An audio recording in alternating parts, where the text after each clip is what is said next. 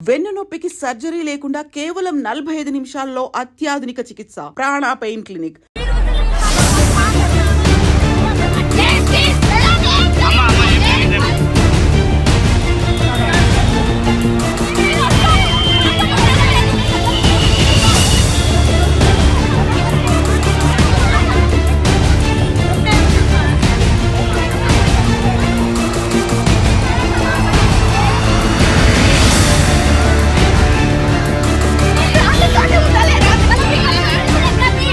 తెలంగాణ రాష్ట్రంలో గత కొద్ది రోజులుగా అయితే బెటాలియన్కి సంబంధించిన కానిస్టేబుల్ కుటుంబ సభ్యులు రోడ్డు మీద ఎక్కి ఆందోళన చేస్తూ ఉన్నారు.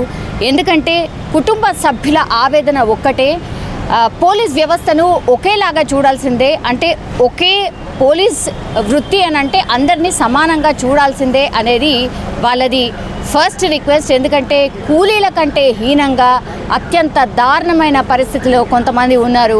బెటాలియన్కి సంబంధించిన కానిస్టేబుల్ అదైతే బతుకు మరీ దారుణంగా ఉంది. ఎందుకంటే వాళ్ళు చెప్తుంది ఒకటే, అసలు ఈరోజు ఇంటికి వచ్చినటువంటి డ్యూటీ ఫినిష్ చేసుకొని ఇంటికి వచ్చిన 5 నిమిషాలకే ఫోన్ వస్తే మళ్ళీ వెళ్ళాలి.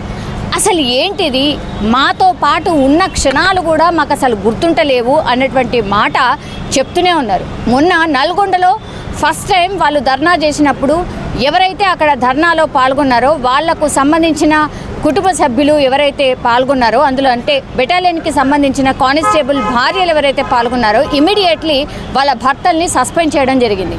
ఇంకా లాభం లేదనుకున్నారు. ఆ తర్వాత నుంచి అయితే సిరిసిల్ల కావచ్చు, కామారెడ్డి కావచ్చు, ఆ తర్వాత వరంగల్ కావచ్చు, ఈరోజు ఏకంగా సచివాలయం ముంగట్నే వచ్చి వాళ్ళు ధర్నా చేసినటువంటి సిచ్యువేషన్ కనిపిస్తుంది. వాళ్ళు ఒకటే అడుగుతున్నారు, మా కుటుంబ సభ్యులు మేము కూడా, అంటే ఈ వృత్తిలో పోలీస్ వ్యవస్థ అంటే మామూలు విషయం కాదు. పోలీస్ వ్యవస్థ లేనిదే అసలు రాష్ట్రం కానీ లేదంటే శాంతి భద్రతలు కానీ ప్రాపర్గా ఉండవు. మాకు సంతోషంగానే ఉంది, కానీ మాకు కూడా ఒక ఫ్యామిలీ ఉంటుంది, అతను కూడా మా ఫ్యామిలీ మెంబరే. అసలు ఎప్పుడు వస్తున్నారో తెలియట్లేదు, ఎప్పుడు ఉంటున్నాడో తెలియట్లేదు. పిల్లలు వాళ్ళ నాన్న కోసం ఏడుస్తూ ఉన్నారు, తల్లిదండ్రులు చూసుకునే పరిస్థితి లేదు. ఇట్లా రకరకాల ఇష్యూస్ ఉన్నాయి. సో దానికి అనుగుణంగా మేము అడుగుతుంది ఒకటే, మమ్మల్ని కూడా కుటుంబ సభ్యులుగా చూసుకోవాలి కాబట్టి, కుటుంబ పెద్దగా మా భర్తలు ఉండాలి కాబట్టి మాకు కూడా అట్లాంటి లైఫ్ కావాలి అన్నటువంటి రిక్వెస్ట్ అయితే పోలీస్కి సంబంధించిన, అంటే బెటాలియన్ కానిస్టేబుల్కి సంబంధించిన కుటుంబ సభ్యులు అండ్ వాళ్ళ భార్యలు కోరుతున్న పరిస్థితి.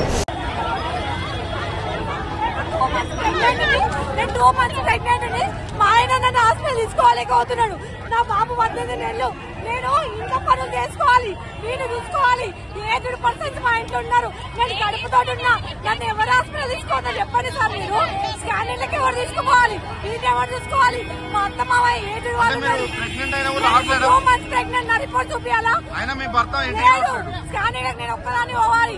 18 నెలల బాబు ఉన్నాడు, ఇప్పుడు 2 months ప్రెగ్నెంట్. మా అత్త మామ 7 వాళ్ళు ఎవరు లేదు తోలుకోపోనికే. అంత దూరం నుంచి ఎందుకు వచ్చా? ప్రెగ్నెంట్ ఉన్నా కూడా మా బాధలు ఎవరు చూడాలి సార్? అసలు ఇంకా సరుకులు తెచ్చేటోడు ఉండడు, ఎమర్జెన్సీకి తొలగిపోయేటోడు లేడు, ఆ సామాన్లు తెచ్చేటోడు చెయ్యండి సార్. ఈ బతికేదానికి చచ్చిపోవడం బెటర్ మాకు. వాళ్ళని చేసుకుని ఏం బాధపడుతున్నాం, మేము ఏం సుఖపడుతున్నామని మేము ఎందుకు వాళ్ళని చేసుకుని ఇంటికి. ఇప్పుడు నేను ప్రెగ్నెంట్ ఉన్నా, బాబు ఉన్నాడు.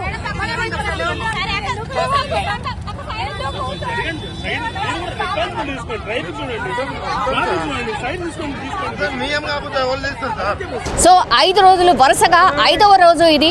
ఎక్కడో చోట వాళ్ళ ఆందోళనలు కొనసాగుతూనే ఉన్నాయి.